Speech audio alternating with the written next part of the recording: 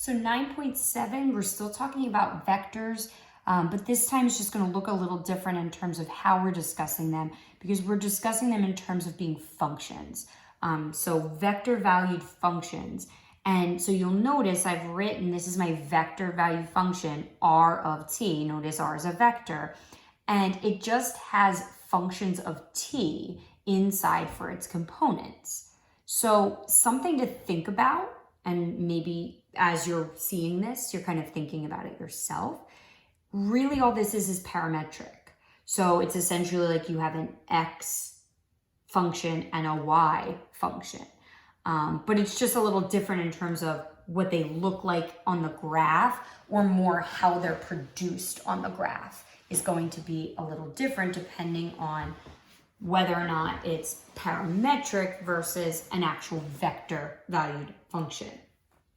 So what do vector value functions show you? They represent motion along a curve. What it does is it traces the graph of the curve. So the curve itself is not going to look like a vector, but what you're going to see is maybe r of 0 is this vector here. So this is the point at t equals 0. So you can see where it's resembling parametric. And then maybe at t equals 1, it produces a vector that looks like this. So this is where I am at time t equals 1. And maybe this vector represents time at 2. So all it does is show me, just like parametric, where I am at different values of t. So I get some sort of curve along the way, right? Whatever it may be, I have a direction that I'm heading in, right? An orientation for my curve. So just like parametric, but those points on the actual curve were produced by vectors. That's just the slight variation for today. So just to kind of give you a sense of what that looks like. So if I have an example here, here's my vector value function, r of t is 2 cosine negative 3 sine. And I'm looking at it from 0 to 2 pi, and I want to sketch this. So I'm going to do it on the graph, actually, just to show you some stuff with the graph. And hopefully you are thinking about this already, but it should make sense that I'm going to go to parametric mode. Vector value functions are essentially a parametric function. The only difference is just, I'm not going to, in parametric mode, I'm not going to see the vectors on the screen. So I have to kind of put this part in my head. I have to do that myself. So I'm just going to put my first component in as x, as my x function, and put my second component in as my y function. I go to graph. Okay, so if I think about what this looks like on the graph, because I am asked to sketch it, right? I'm going to get an ellipse, right? I'm going to be up here at 3, down here at 3. You always want to be careful with an ellipse on your calculator, because your calculator screen's rectangular. The ellipse tends to look like a circle, and the circle tends to look like an ellipse, right? But look at the tick marks. I'm up at 3, down at 3, right? So I get this ellipse. I still can't draw, guys. Don't worry. I haven't improved on that yet. So I got my ellipse going here. So how does this relate? I don't see any vectors. Like, why are we doing this now? This doesn't make any sense. But the idea is that I got to each of those points on my ellipse because of some vector that produced that position at that time.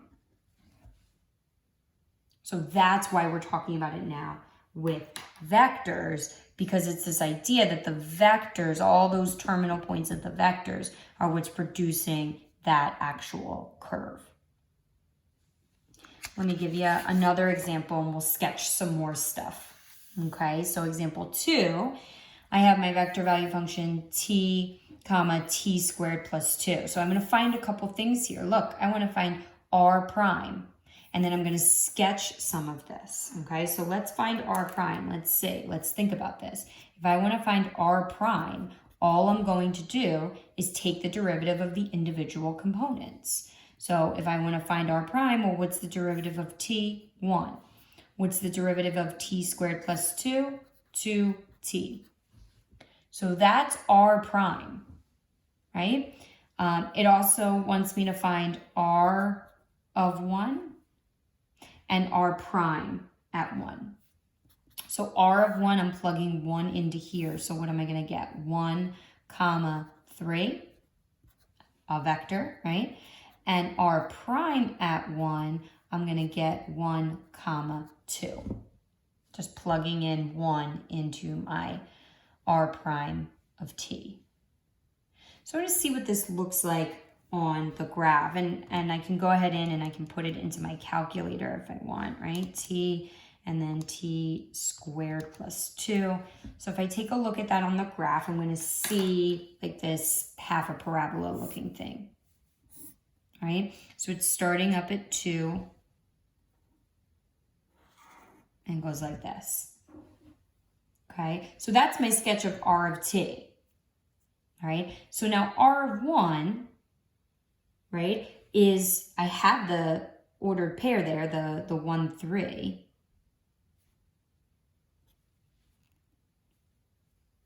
So I just want to, my graph is not super accurate in terms of lengths there. I don't want to confuse you. So you can see that r of 1 is just that vector that produces that point on the graph. So that's r at 1. And then I also want to draw r prime at 1. And when you go to draw r prime, anytime you're drawing r prime at a certain point, you want to draw it at the terminal point of r of that value. So I want to draw at terminal point of r of 1. So I'll do that in a different color. So I'm drawing it here, but I'm drawing a vector that goes 1 to the right and 2 up.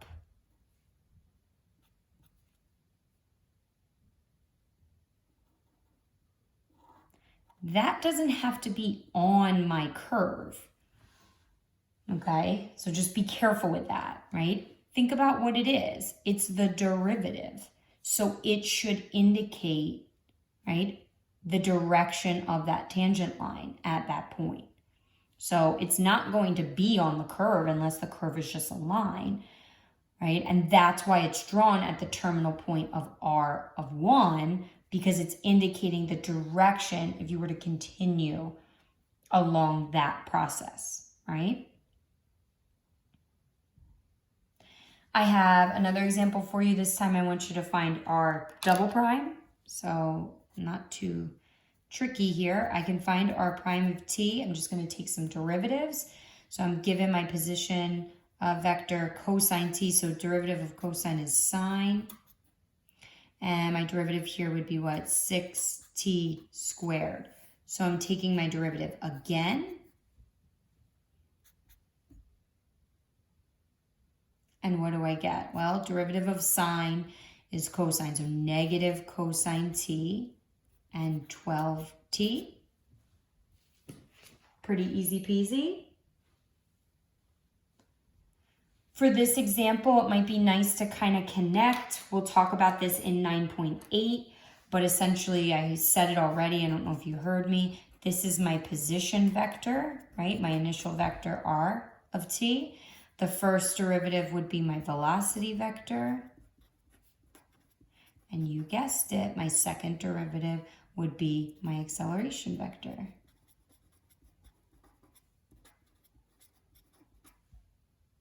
And again, we'll talk about that a little bit more in the next video.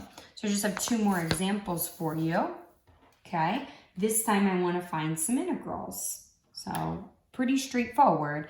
Just like for derivatives, we found the derivative of each component. We're just going to integrate each component, right? So if I'm finding the derivative, my r of t, my vector value function is t, comma 3, right? So I'm just integrating those individual components. So if I want to find my integral here, I would just get what? T squared over 2. and 3t. What am I forgetting? Plus c. In this particular case, right, you have to think about it, you would technically get a plus c with each piece. So what you're actually getting is a vector, a constant vector, right, with numbers in there. But it's another vector. So you could write it a few ways. You could write it like this. You could write it where you put that vector inside. You just want to be careful that you use two different letters, or use C sub 1 and C sub 2, because you can't assume that they're the same value. Either way is fine. It doesn't matter if you're writing those constants inside with your components or outside as a separate vector. And I guess you could technically even write it like this if you really wanted to, although I'm not really sure why this would be a preferred form. Any of those are all equivalent. And I got one last one for you. I want you to evaluate, and this one has some bounds. So this one's going to be an exact, a definite integral, right? So I'm just going to rewrite this actually as t to the 1/3 e to the negative t. So I have that. Okay, so I'm integrating. So if I want to integrate r of t, okay, so what do I get? Well, I'm going to add 1 to my exponent, right? So I'm going to get 4/3, but then over 4/3, so really times 3/4. When I integrate e to the t, I just get e to the t, but then I have chain rule because there's a negative in there, so negative e to the negative t. I don't have to worry about my constants because I'm evaluating at 1 and 0. So I'm actually able to plug in here. So I'm plugging in 1, and I would get, what, 3/4. I'm plugging in 1 here, so what do I get? I get negative e to the negative 1.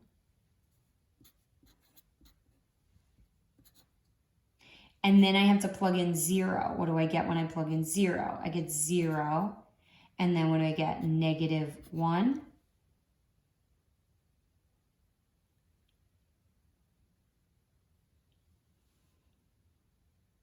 Okay, so what do I have if I want to put this together? 3/4, negative 1 over e, and then it's minus this, so it's plus 1.